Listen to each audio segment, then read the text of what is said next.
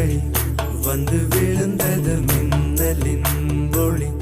அதில் தெரிந்தது அழகு தேவதை அதிசய முகமே.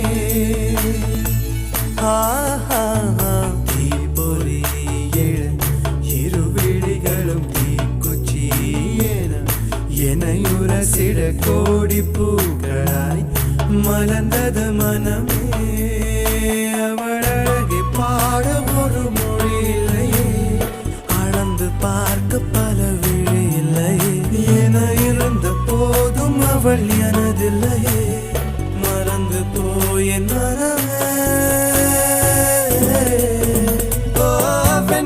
வெண்மதி என்னில்லை, நீ வணக்கமே கத்துக்க சொல்ல.